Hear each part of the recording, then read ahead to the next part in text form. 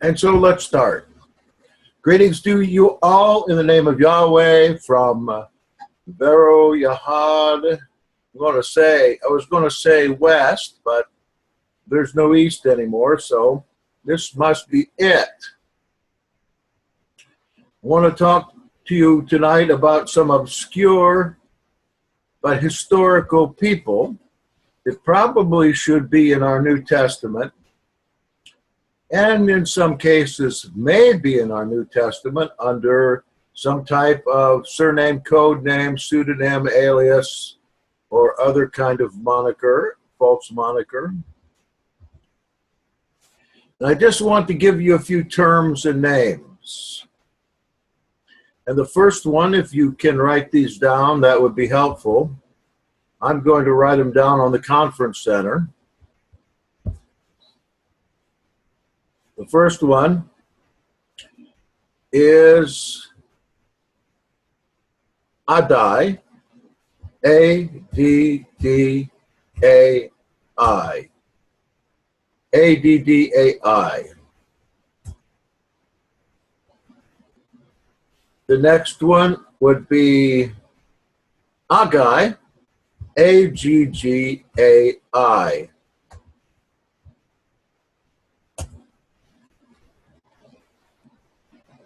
The next one would be Abgar, A-B-G-A-R, alternatively spelled Agbar, A-G-B-A-R.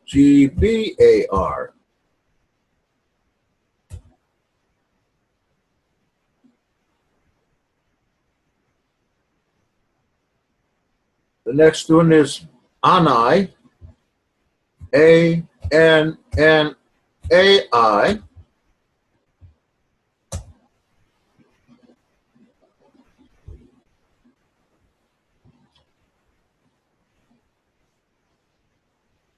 The next one is the unknown Ebionite.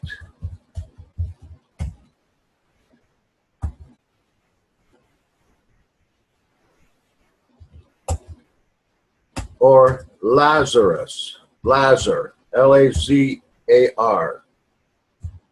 Maybe he's not unknown.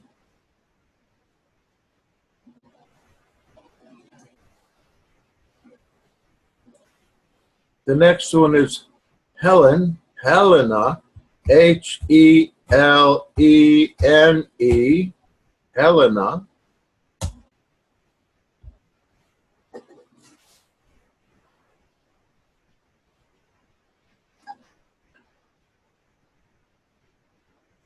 And the next is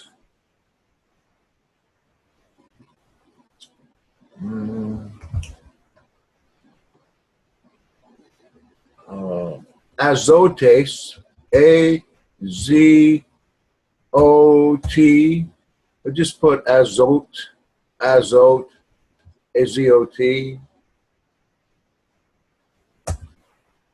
The next one is Monobaz, B-A-Z, Monobaz, M-O-N-O-B-A-Z.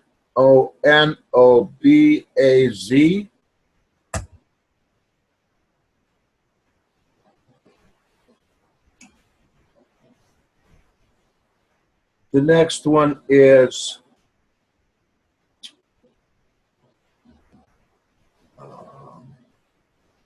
Veronica, V-E-R-O-N-I-K-A.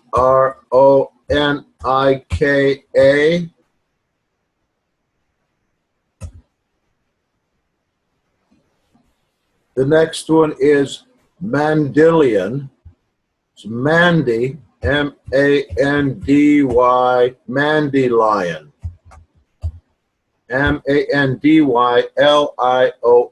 Mandilion.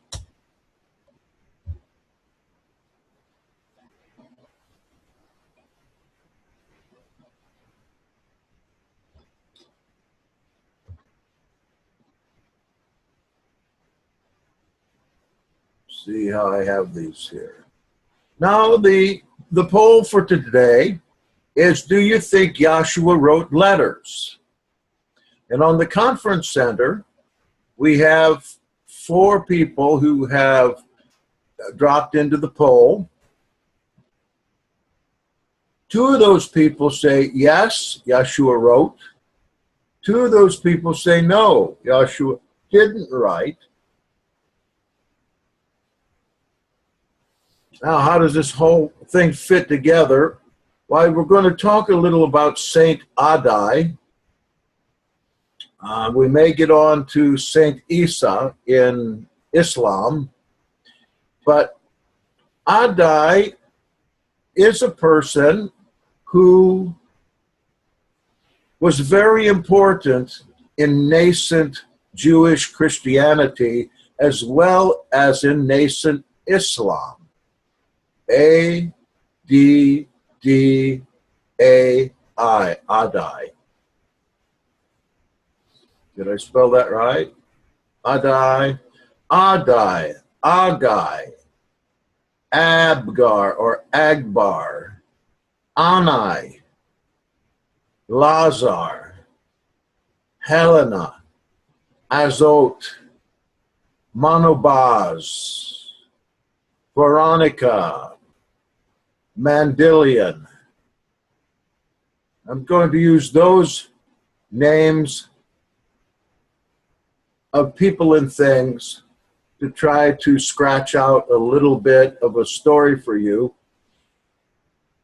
that is recorded in the ancient records and is alluded to in the Gospels, especially that part where we have, well, I know it's in Mark, I don't know, about chapter 3 or so, where we have the ruler of the synagogue calling on Yeshua to heal his daughter who is dying and is considered dead. But in the midst of that event, we have another event that is a woman with an issue of blood who is in the crowd of people and gets close enough in order to touch the hem of Yeshua's garment, which I suppose means the tzitzim. In a clerical outfit, the tzitzim is at the bottom. It's a dress-like outfit. Let's see. I think it's called in Hebrew a beged. And today, what they wear instead of the beged, they have a piece of garment called a beged, but today they call it a katan, which is a vest-like piece of linen with the tzitzim at the 4 corners of the linen vest. Katan, I think, also means bridegroom, which adds a little more to the meaning of that. What I want to go to is a text supplied to me by Jeffrey Roger Justice. What a great name. One that I have read before, a rather long text and pretty difficult to read because it obviously comes from the Persian language or Parthian or maybe Syriac, I'm not sure. But this letter called the Doctrine of Addai at least will set me up for the story I'm going to tell. You can find this and read along if you want to. In fact, I might be able to put it on the screen. Well, I'll just give you a link to it.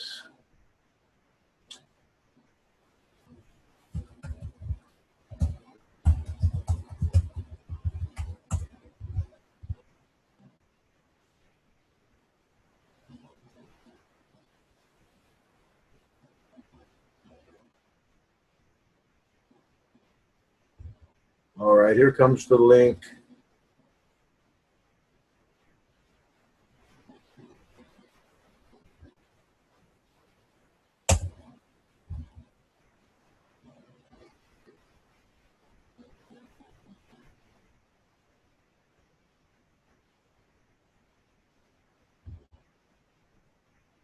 You can follow with me if you like. The letter of King Abgar, the son of King Manu, and at what time he sent it to our master at Jerusalem. Right off the bat, we've got a letter from the king. This is the king of the little country up by Armenia called Adiabene, whose capital was Edessa, a city that still exists today. The letter of King Abgar, the son of King Manu, and at what time he sent it to our master at Jerusalem, and at what time Addai, the apostle, came to him, that is to Abgar, at Edessa, and what he spoke in the gospel of his preaching, and what he said and commanded, when he went forth from this world to those who had received from him the hand of the priesthood. That's pretty well packed. We've got the letter, of course, then we've got an apostle named Addai going to Edessa. And there's a little bit more introductory material here. In the 343rd year of the kingdom of the Greeks, and in the reign of the Kyrie Tiberius, the Roman emperor, and in the reign of King Abgar, son of King Manu, in the month of October on the 12th day. That's pretty specific as to when this is going on. Let me see. Tiberius, he reigned, I think, until the 30s. No? Tiberius came in 14. He reigned until the 30s, I believe. Maybe the 40s. I'm trying to think of when Caligula came in. Okay, so we're in the early times of Christianity, obviously after, or during, before the death of the master. Abgar Ukama sent Merihab and Shamshagram, chiefs and honored persons of his kingdom, and Hanan, the tabularius, the sharir, with them to the city which is called Eleutheropolis, but in Aramaic, Beit Gubrin, to the honored Sabinus, the son of Eustorgius, the deputy of our Kyrie, the emperor, who ruled over Syria, Phoenicia, Palestine, and the whole country of Mesopotamia. They brought him letters concerning the affairs of the kingdom, and when they went to him, he received them with joy and honor, and they were with him 25 days. He wrote for them a reply to the letters and sent them to Abgar the king. When they went forth from him, they set out and came out of the way towards Jerusalem, and they saw many men who came from a distance to see Messiah, because the fame of his wonderful deeds had gone forth to remote countries. Now when Merihab, Shamshagram, and Hanan, the keepers of the archives, saw the men, they also came with them to Jerusalem. Note, keepers of the archives.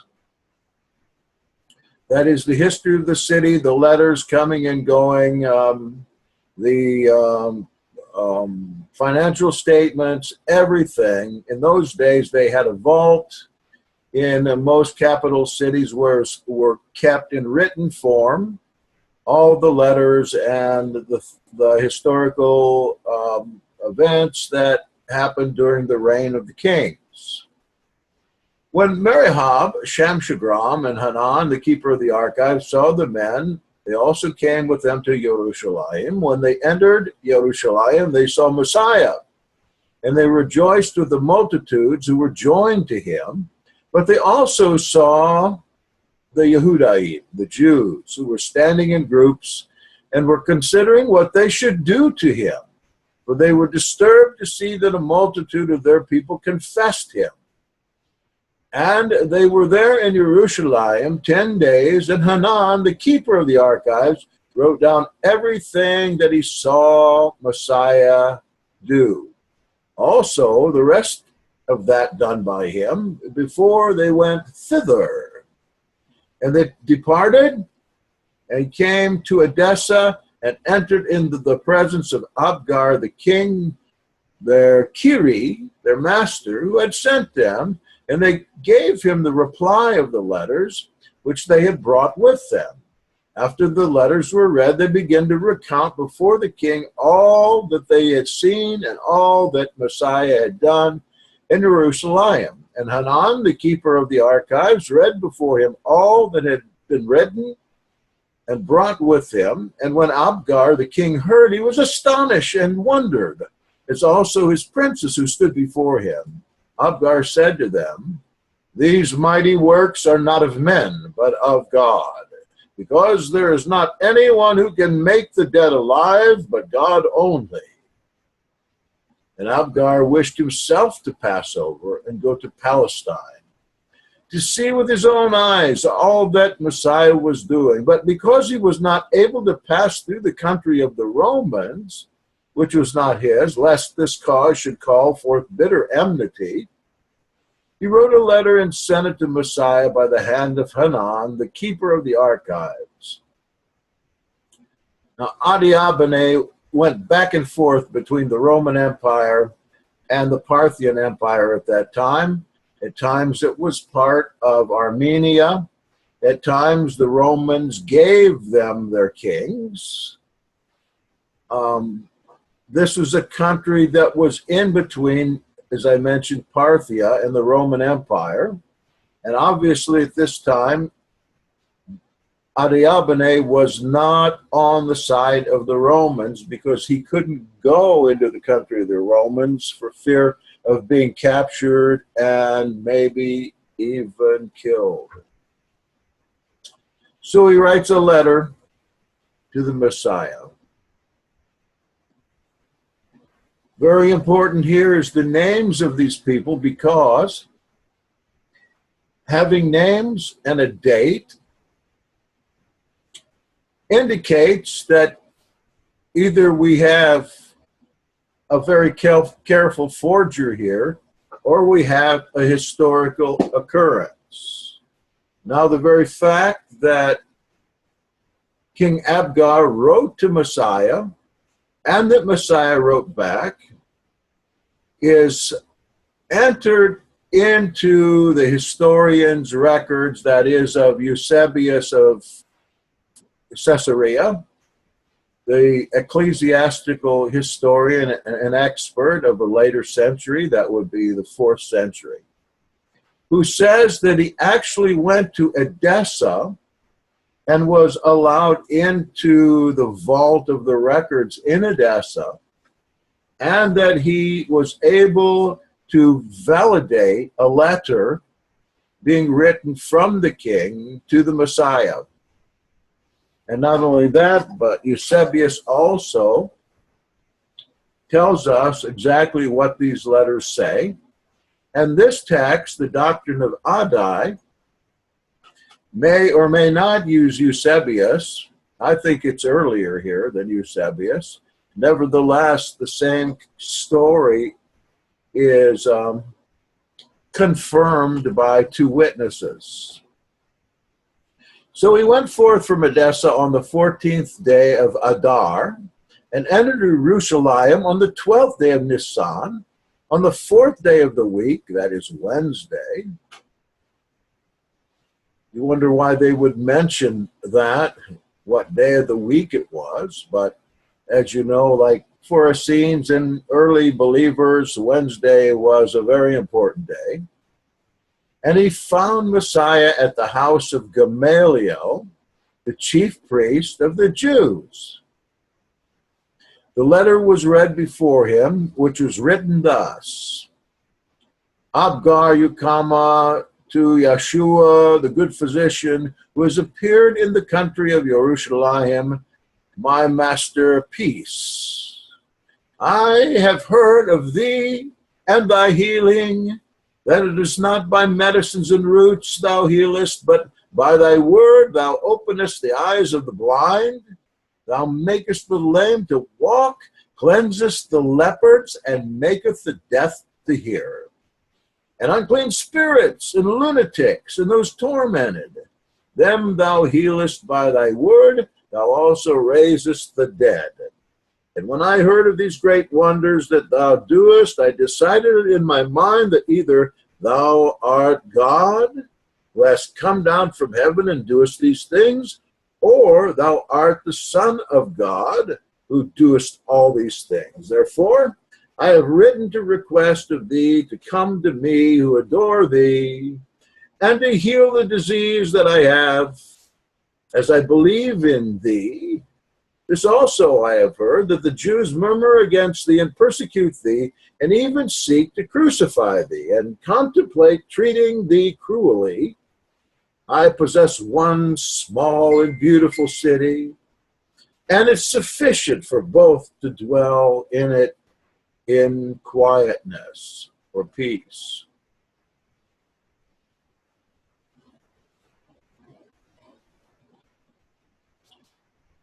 So here's a letter from a king, way off someplace, way north of Israel, Palestine as it's called here, going by the chief archivist of King Agbar or Abgar.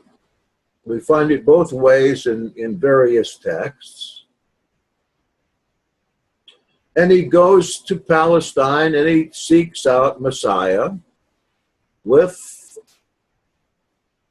the intention of bringing back Messiah to this heathen king so that that king might be healed of whatever his problem. And I don't know what that is. I think we find out later. So when Yeshua received the letter at the house of the chief priest of the Jews,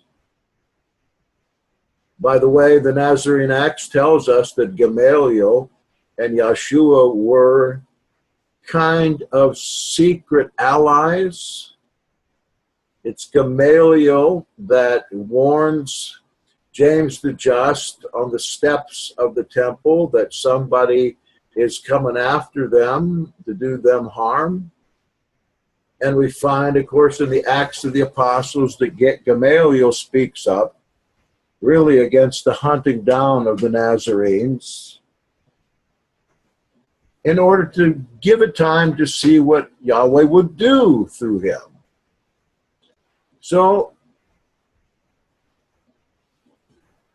he said, Yeshua said to Hanan, or Anan, the keeper of the archives, go and say to your master who has sent thee to me, blessed art thou, who, although thou hast not seen me, believest in me, for it's written of me, those who see me will not believe in me, and those who see me not will believe in me.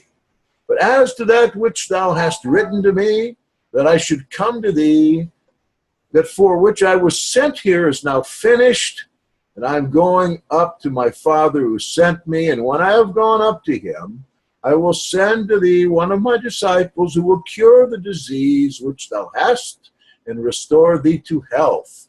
And all who are with thee he will convert to everlasting life.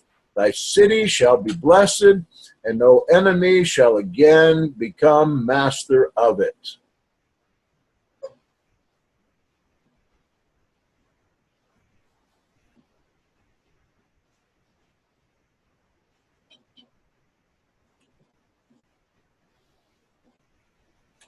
Here's the letter, and we have the answer from Yeshua, but there's more. When Hanan, the keeper of the archives, saw that Yeshua spake thus to him by virtue of being the king's painter, he took and painted a likeness of Yeshua with choice paints and brought it with him to Abgar the king, his master. And when Abgar the king saw the likeness, he received it with great joy and placed it with great honor in one of his palatial houses. Anan, the keeper of the archives, related him everything that he had heard from Yeshua, and his words were put by him in writing. Stopping there. Now we have not only a letter, but a portrait going into the archives of Edessa. I'll tell you right now that Edessa in the later time, that is the time after the resurrection of Messiah, the times of James the Just and Kepha and the apostles, what had been proposed in the letter came to pass. And not only that, but Adiabene and Edessa became sanctuaries for Ebionites and Nazarenes and Messianics in general. We have in our Acts of the Apostles a place called Antioch, which was a center for what became Pauline Christianity. But from the very first, Antioch was a place of great Jewish fomenting of rebellion. And of course, this was a very appropriate place for the Messianics to be. But the question is, which Antioch? There are 5 of them. It seems rather unlikely that it would be the Antioch that was a Greek city and usually identified by Bible scholars as either the Antioch north of Israel or the Antioch in Syria or the Antioch on the Orontes River in Turkey.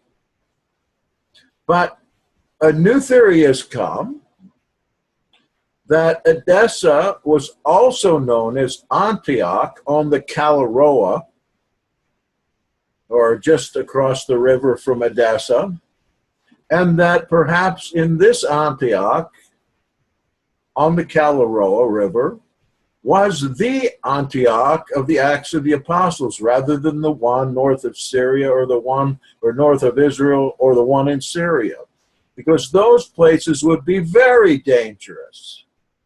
In fact, in both of those places, when it came the time of the great persecution, the great tribulation in about 64 AD or so, the inhabitants of both of these Antiochs turned on those who were Jewish people in the city and killed them all. This didn't happen at Antioch on the Kalaroa. They were there preserved because of the correspondence between the disciples, or the master who had the disciples, and King Abgar. Let's see, where did I leave off?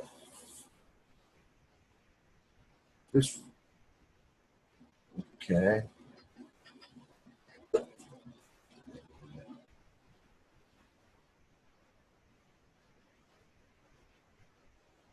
After that, Messiah had ascended to heaven. Yehuda Toma, Judas Thomas, sent to Abgar, Addai, the apostle. Well, Yehuda Toma,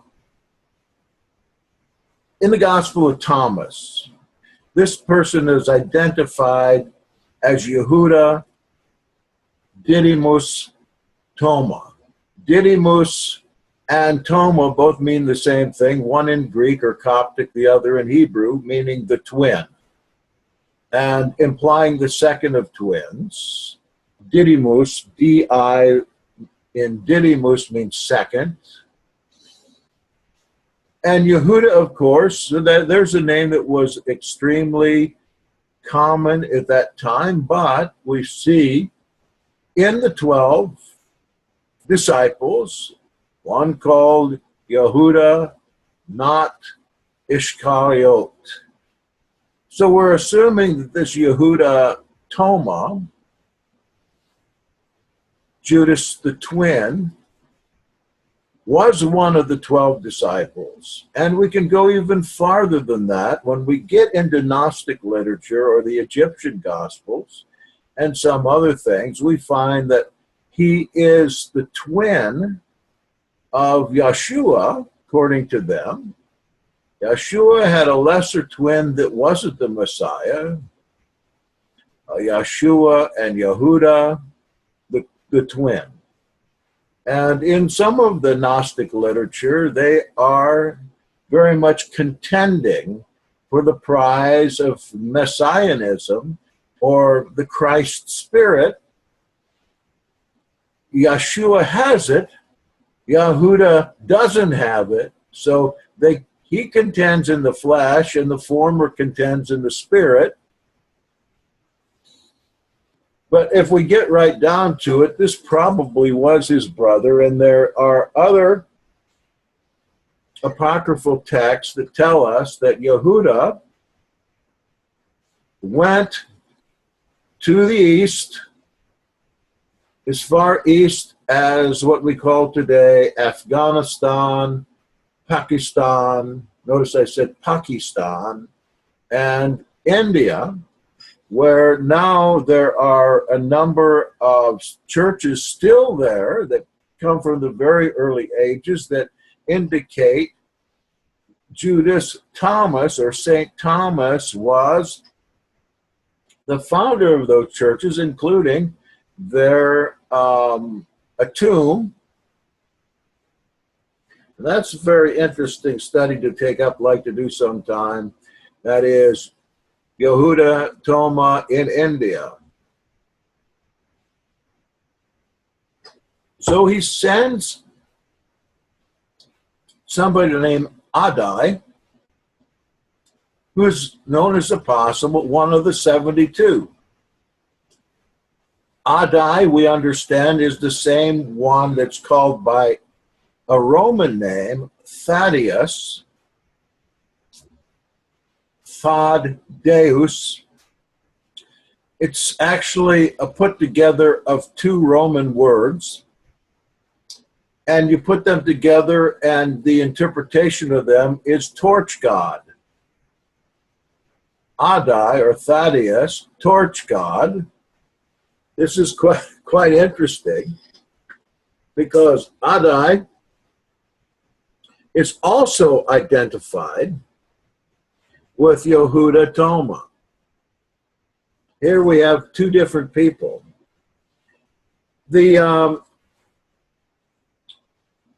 At the wedding in Cana, you recall that there was an archistratus there, a head of the feast, and he's the one that tested the wine. And I could see in my fictional mind's eye the brother of Yeshua being the head of the bridegroom's marriage, getting everything together, seeing to the guests and so forth, because I was seeing that since the wedding was in Cana, and because Maria, the mother, was there, it seems to have a position of authority, that this wedding is none other than that of Simon of Cana, or Shimon, we call him the Canaanian, a person from Cana, which was just up the road, maybe 5 miles from Nazareth. And I can see Addai or Thaddaeus or Yehuda Toma, this is another play in the names, surnames, code names, pseudonyms game that we like to play, trying to identify all these people with the same name or names very similar. He is listening to the Romans who are all around this party. There was a Roman settlement of soldiers of the 10th Legion Fretensis there in Cana, as well as in Nazareth. And you can better believe if this wedding was factual that they were there. And I can see Addai or Thaddaeus going around making sure that the torches were lit, because this thing went all night and perhaps for as long as 7 days. That's why they ran out of wine. They just drank it all up. People were there. They were out under the stars with lights of torches and eating all night and feasting.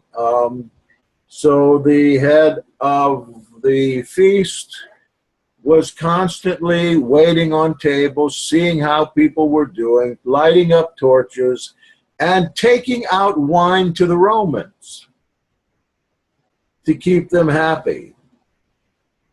And I thought, where in the world did this name Addai or Thaddaeus come from? And I can see these Romans laughing their heads off at him, running back and forth, keeping the torches lit, and calling him then the torch god, Thaddaeus.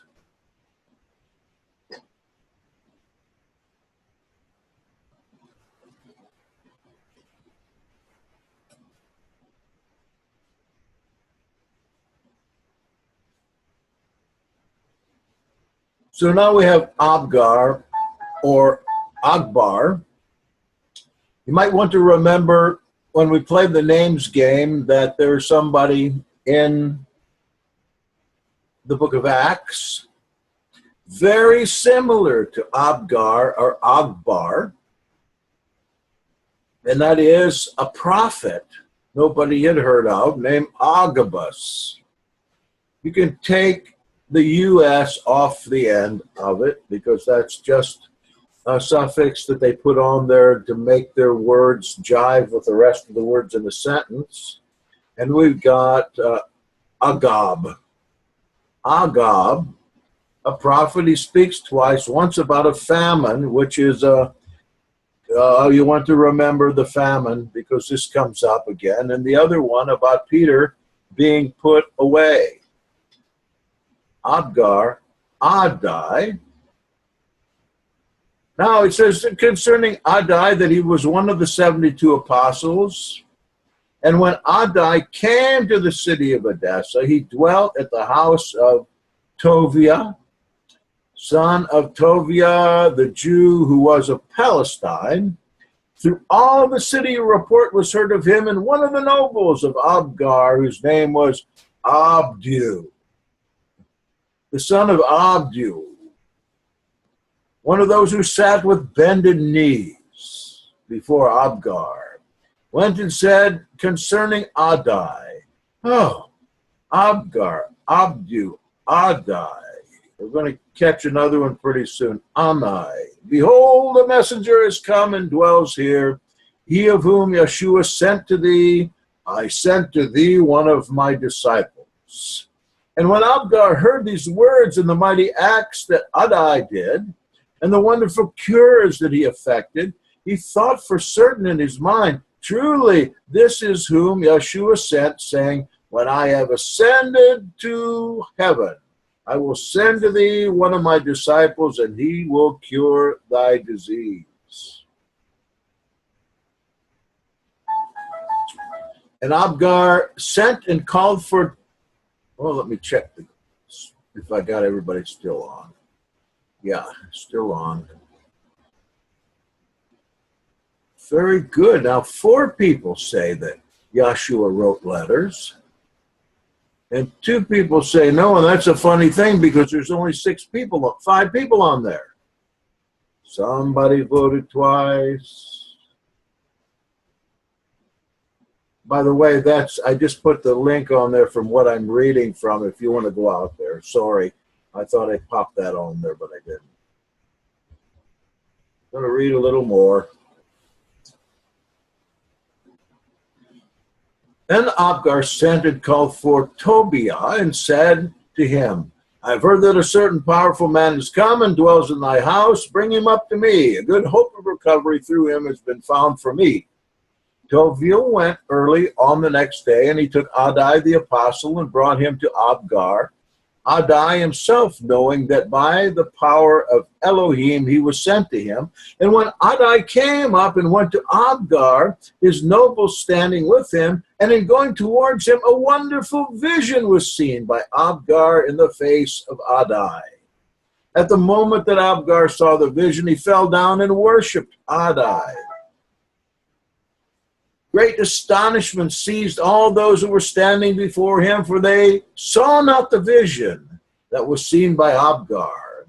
And Abgar said to Addai, Of a truth thou art the disciple of Yeshua, the mighty one, the son of Elohim, who sent to me, saying, I send thee one of my disciples for healing and for life. And Addai said to him, Because that from the beginning thou didst believe in him who sent me to thee, therefore have I been sent to thee, and if thou believest in him, everything in which thou doest believe thou shalt have. Thou dost, okay.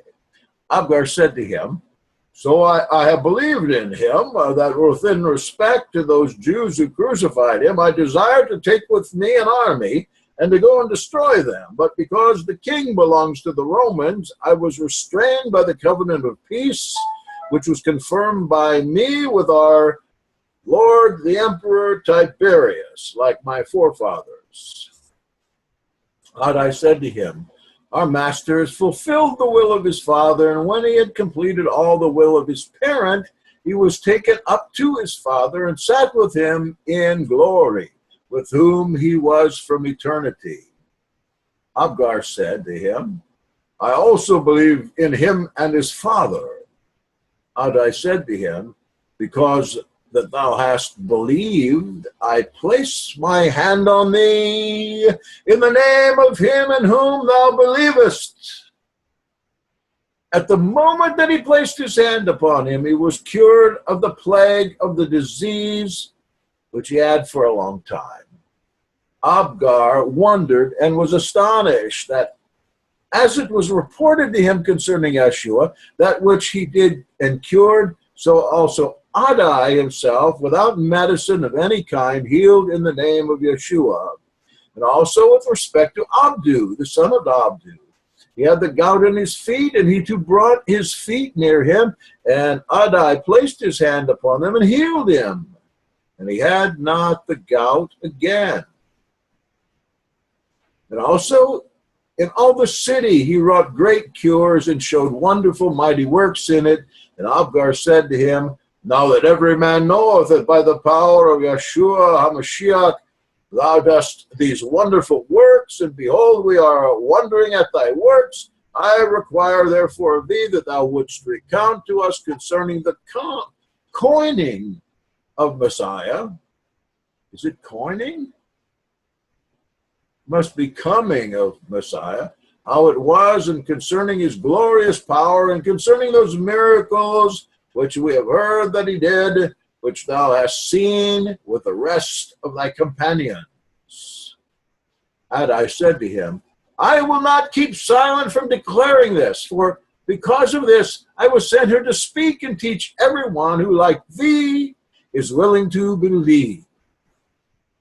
Tomorrow assemble for me all the city, that I may sow in the word of life by the preaching which I will preach before you concerning the coming of Messiah, how it was, and concerning his glorious power, and concerning him that sent him, for what and how he sent him, and concerning his power and his wonderful works, and concerning the glorious mysteries of his coming, which he spake in the world, and concerning the certitude of his preaching, how and for what he abased himself and humbled his exalted divinity by the body, which he took and was crucified, and descended to the house of the dead, and cleaved the wall of partition, which had never been cleft, and gave life to the dead by being himself slain, and descended by himself and ascended with many to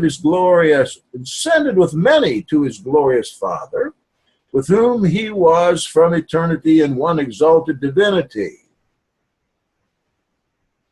And Abgar commanded that they should deliver to Addai silver and gold. And Addai said to him, how are we able to receive anything that's not ours? For behold, that which was ours we have forsaken, and we were commanded by our master to be without purses, without scrips, and carrying crosses upon our shoulders. We were commanded to preach his gospel to the whole creation. The whole creation felt and suffered by his crucifixion, which was for us, for the salvation of all humankind.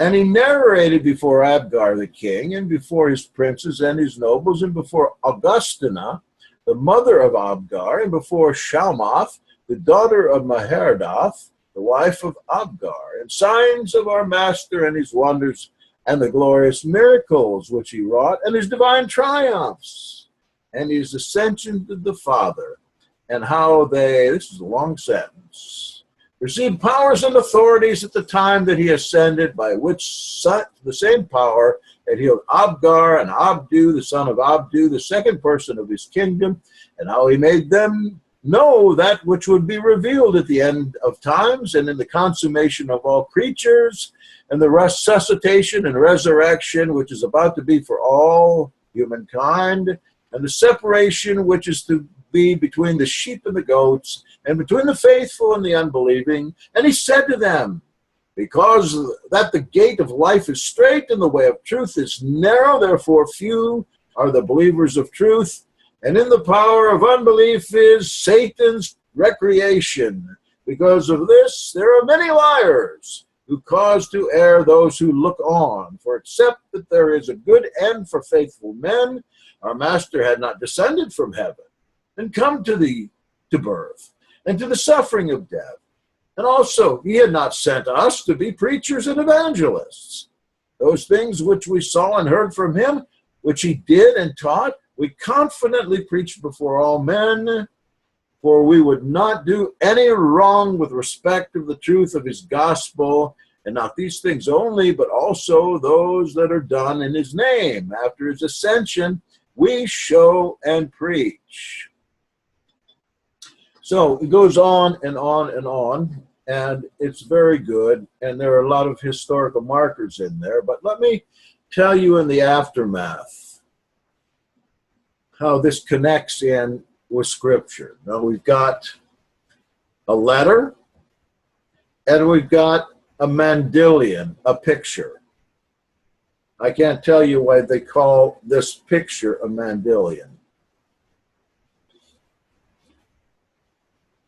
But there is a second origination of the Mandilion, and that is that when the Messiah who was dead was washed, and when his face was washed, his face came off onto the cloth, the linen cloth that was used. And that is another origin of the idea of a Mandilion, or a true representation of the master's face. And the woman is given the name Veronica, the woman with the issue of blood. She gets this portrait, and she is in possession of it, and it's her greatest possession in other stories. And of course, the authorities come for this thing, and she has to give it up. And one way or the other, this Mandilion, this portrait, ends up in the archives of the city of Edessa. There's a couple other origins, too, of such a picture, but there are so many stories about it that there's got to be some truth. And I mentioned her name, Veronica, Veronica, notice that the first four letters are V-E-R-O, Veronica, true image, true icon. That was her name, according to, of course, legends. Her name became that which she had, the true icon, the true portrait of the Master. Now, there are lots of theories about what happened to this. Supposedly, it went from Edessa, it went to Constantinople after 400 AD, when Edessa was absorbed. And from Constantinople, it went to Italy. And actually, it went into a small church in Italy, in the city called Turin.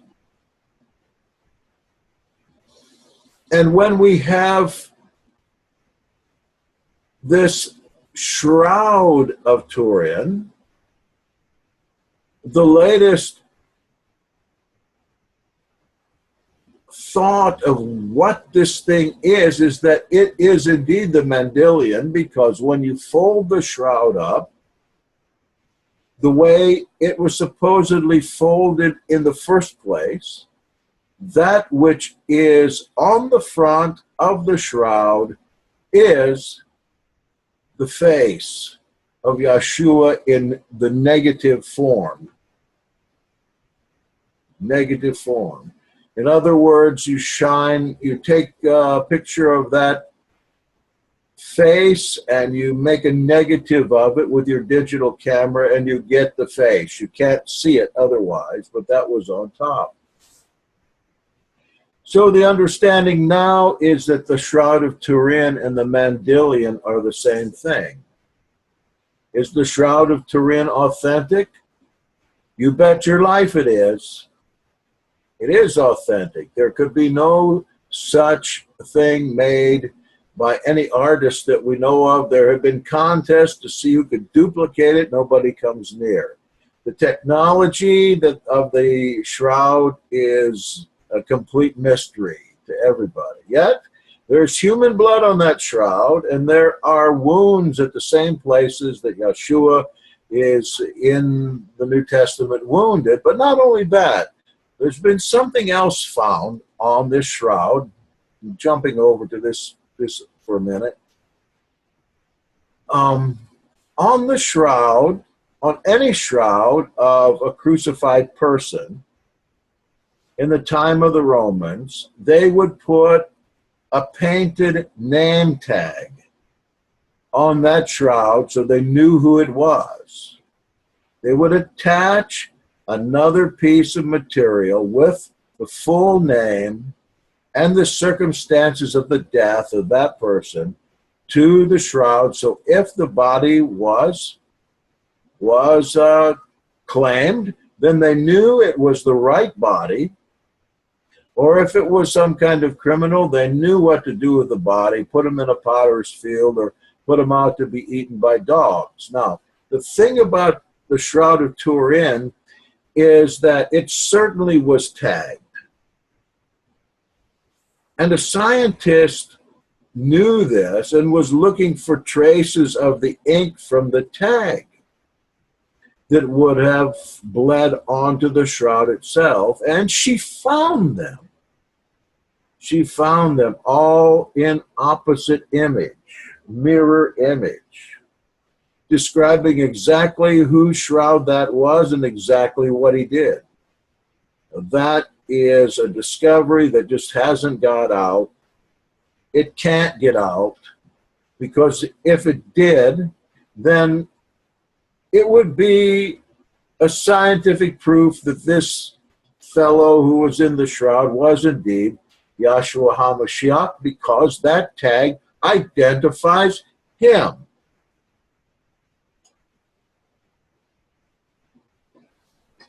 Now let's go back to Abgar and Addai. Abgar had several wives. One of his wives was his sister. his sister named Helena. Now, she is very important in the history of Nazarene and Judaism in general, as were her sons. Queen Helena, she became converted. There are mentioned in the tradition two people who came to her to bring to her the message of Messiah and some of the deeper things. Abgar was healed, but he was not into the deeper things. Helena was among all his wives. Helena went so far as to consult with, well, we are told Nazarene Jews, two different sects of Nazarenes. One was a representative of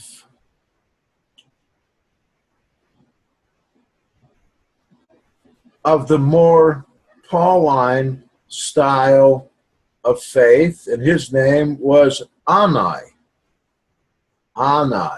We read about who perhaps is him in the Acts chapter 9. Ananias, a man of Damascus, to whom Paul went blinded, Yahshua telling him to go to Ananias or Anan. Well, one of the traditions is that Anan went to Helena and her sons and went through the Torah with them. And when they inquired of him, should these boys be circumcised? Anan said, no need for that anymore. That restriction has been altered and done away with as part of the Torah. Then there was a second one that came named Lazar. He was from the other side of the Nazarene Ebionite faith. And he comes and says to Helena, as he's teaching her a little different view of the Torah, that yes, this is still part of the Torah, and this is still something that's necessitated that you do. And so the story goes that Helena, she took a Nazarite vow because ostensibly she could not be circumcised. She could not fulfill that part of the Torah. So she takes a Nazarite vow. The Nazarite vow could have been lifelong, or you could take a Nazarite vow for various times. But at the end of the Nazarite vow, of course, what has to happen is a total cleansing, taking off of the hair and starting the hair anew. But Helena got so into this that she actually went to Jerusalem herself, taking a huge retinue of people and large sums of cash. And you might recall, in several of the texts of the New Testament, we have the story of a famine during the reign of Claudius, somewhere around 44 AD. This would be about 10 years after the resurrection. So now we have a Helena and her sons very much steeped in Nazarene Judaism on account of the coming and ministry of Addai in Adiabene, which you might think of the name of that country too, Adiabene. That means the good Abbe, the good Addai. Perhaps the whole country was named after him. Adiabene. Bene, good. We get the word benefactor or beneficent. And Addai is the name of the apostle. Could that possibly be? When we look at maps today of those ancient times in the first century, I looked at them, and every one of them has the kingdom of Adiabene on there between what would be today Armenia and Azerbaijan, and the capital city of Edessa, the very place we're talking about here.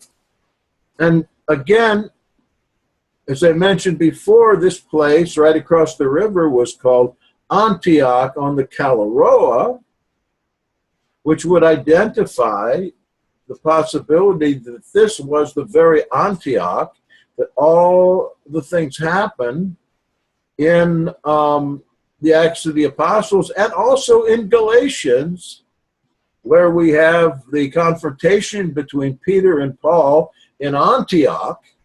Is that going to be over in a Roman province where it's illegal, or is it going to be in an Antioch in a country where we have the Nazarenes being protected? Probably where they're protected. So Helena comes with lots of money. And there is in some literature the talk of her having dealings with a middleman named Saulus, who had some charge of relieving the famine in the Holy Land. We read in Paul's diatribes in Galatians that he got the right hand of fellowship, but only that he would remember the poor, or the Ebeonim, the Ebionites perhaps. He's talking about a denomination there. And Paul was taking an offering down from Ephesus to stay the famine in Palestine for the brethren there, to feed them. This is what Helena did. Lots and lots of money. And we're thinking that maybe Helena and Paul, through maybe this fellow that came to discuss the more liberal Torah, Ananias, might have been the go-between between them. So Helena brings her sons to Jerusalem. She helps stay the famine by arranging for grain to be bought from Egypt and brought over there to Palestine, and particularly Jerusalem. And she's honored for that by the people greatly, to the point where she builds a palace in Jerusalem. That palace is still standing today. She builds a palace right off the Temple Mount, and she gifts the temple with the great golden menorah, somewhere around 40 AD. She has this gigantic menorah built out of fine beaten gold. It wasn't long after that, 30 years, that General Titus came down to Jerusalem, and he destroyed Jerusalem, and he got plunder from Jerusalem. And this is depicted in an arch in Rome called the Titus Arch, or the Titus Triumph Arch. And I'm going to, if you haven't seen it before, let me show you a picture of it, if I can get my screen to your screen. Let's see if I can.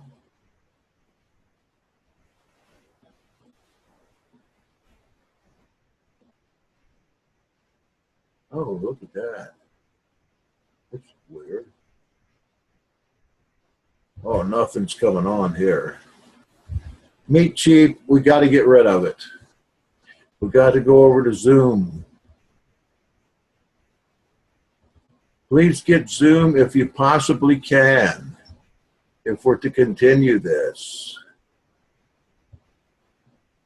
Share screen. Where is it? Titus Arch. I don't know if you can see it or not. Can you see it?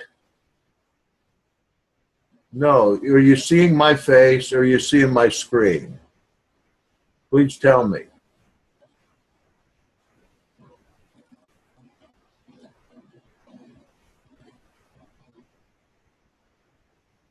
because I want you to see this.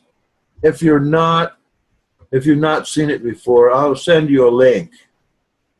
All right, here comes a link.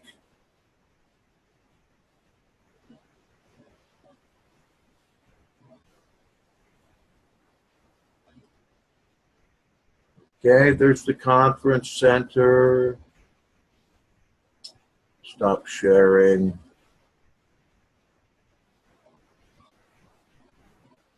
Paste. That's one long link. Take a look at that. Titus Arch.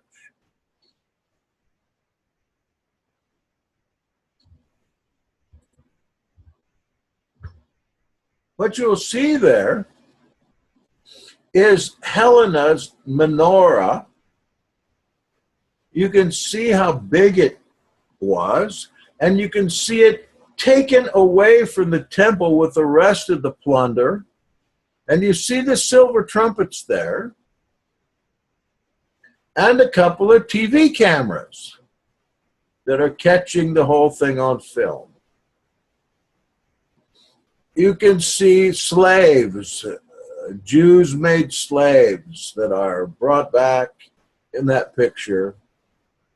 And now we know where the temple gold went, right straight to Rome, if that is any indication of what happened. And certainly in Josephus it tells us that happened. So in these times when an emperor would conquer a country or do a great military act, they would have a triumph parade. And in the triumph parade, they would show the booty, they would show the prisoners, and finally they would take some of the prisoners down at the end of the parade, and they would execute them in the most horrible ways in front of the people as part of the entertainment of the day. I just got a little more to go in this story. The two sons, Azotes and Monobas, they come up in the faith, and they finally weigh the challenge of Anan and Lazar, who had earlier taught them the Torah, one speaking of circumcision is no longer being necessary, the other is saying that it was necessary. So what do they decide? When they get closely into the faith and get with the people who are of the Master, they decide on circumcision. And they decide to do it themselves. So Azotes and Monobas, they circumcise themselves. They are so dedicated to this cause while their mother continues on her Nazarite vow. So we can read about that. I think that's in Judges chapter 6 that describes a Nazarite vow, not to be confused with a Nazarene believer. A Nazarite vow, you made a special vow to the Father, to Yahweh, perhaps on behalf of the people and their sin, you would vow to stick strictly with the Torah, not drink any intoxicating beverage, not cut your hair until the vow was over, and in some cases, neither use oil or soap, not bathe anymore until the vow was over. You remember Paul at the end of Acts. He takes a Nazarite vow, a temporary one, comes back to Jerusalem. He has his hair cut when the vow is over, and the haircut of some companions, and he goes into the temple to make teshuvah. We used to have that passage preached in the church the day that Paul went back to his vomit.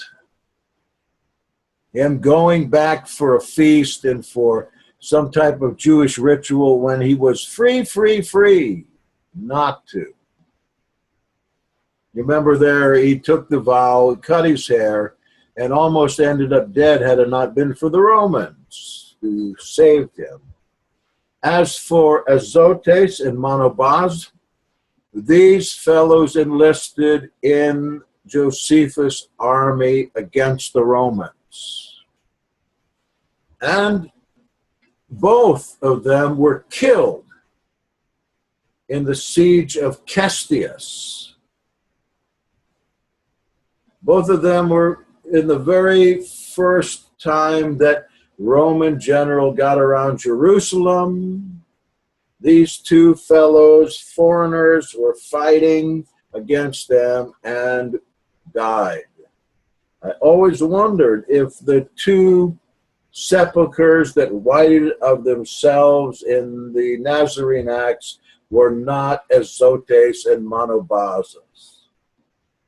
Well, suffice it to say, Helena also died somewhere around 44, 45 in the midst of the famine. Yet she was so influential in the Nazarene faith, I'm surprised that she doesn't have a sainthood of some kind. Then going back to Adiabene, in the little time I have left, suffice it to say that Addai, he stays there until his job is done, and as an evangelist, he moves on. He moves south to Arabia, to the desert, according to tradition. We don't know what happened to him after that, him or Aggai, the prophet, Addai, Aggai. We don't know until we get to the Quran. The Quran makes it very clear that Addai was a righteous man, a saint, that had attempted in the earliest time to destroy polytheism in Arabia that had been brought on by the very many ancient gods, the gods that even Mohammed worshipped at first. As you recall, there was a Kaaba that his uncle was the priest of one of the gods on the Kaaba, on the stone. There were 360 gods on there, I believe, and one of them had the name Allah. And Abdul Allah was the uncle of Muhammad, who was the priest, and Muhammad takes up the religion of Allah. He begins to hear from Allah. He begins to hear the story of Addai from Allah, records it in the Quran, goes forth with the message, he supposes, of Addai to the Christians who were in Arabia, but their Christianity had become what he parodied as a worship of a Trinity, a Father, a Mother, and a Son. I don't think that he was ignorant of that. I think he knew exactly what he was talking about, parodying the church and giving us the idea that instead of following the way of Addai by this time, 600 years later, they had melded into a kind of synthetic Catholicism where they still worshipped a trinity of gods, a mother, a father, and a son, just like the pagans had in Arabia for thousands of years. He went forth to try to remedy that. So he goes to the Christians, and at first he works with them, but he doesn't find that the doctrine of Addai is being applied there, and they won't change. So he goes to the Jews and tries to get them to understand that Yahshua is the Messiah, We might say that Muhammad was a Jamesian evangelist, or put it a little more succinctly, a Yehudian or a Thaddaean evangelist at first. He goes to the Jews. He's totally rejected for that. And so he begins to develop his own theology based on that of Addai, which included so many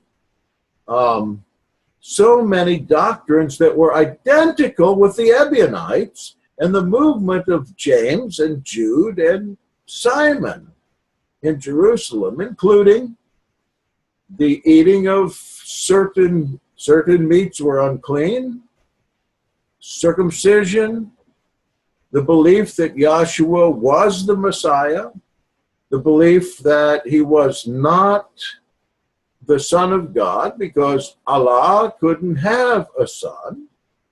In the Quran, it tells us that very succinctly. And many of the doctrines and cleanliness practices of Jamesian Ebionitism are part and parcel of Islam. Where did he go wrong? Well, it got to the point where Muhammad was not making any disciples. They already had Jewry and Christianity, and everybody's satisfied with that. Plus, despite the work of Zoroaster 1,000 years earlier, Arabia, again, was full of pagan idols, temples, and gods that Muhammad was incensed about. And so Allah told him that now you can use conquest and violence. You can muster up villains. Let them be paid through plunder. Tell them to come. You must conquer through the sword now. And maybe this wasn't all that anti-Jewish Christian either, as we learned there in Douglas this week when we listened to Dr. Eisenman, that the people that we call Christians in the first century were actually the zealots for the Torah. Yahshua says, take a couple of swords. Everybody was armed. And it goes back to the wonderment of, was Yahshua a meek, mild preacher of peace? And why would he be executed by Rome for that? Or was he something more like a Muhammad, more like Boanerges or Son of Thunder or Contention, that preached the destruction of the temple and that he would rebuild the temple in his own image? Now, those are words that he was accused of and words that certainly would get him in very serious trouble at that time when Rome was expecting an insurrection and finally got it. So I'm going to stop here at this time, and maybe we'll go from here into Isa next time, that is the Muslim Jesus. But now we know about Addai, Abgar, Helena, Monobasis, Sotes, Azar, and Ananias. Any questions? Comments? Anybody still there? I think your mic's shot.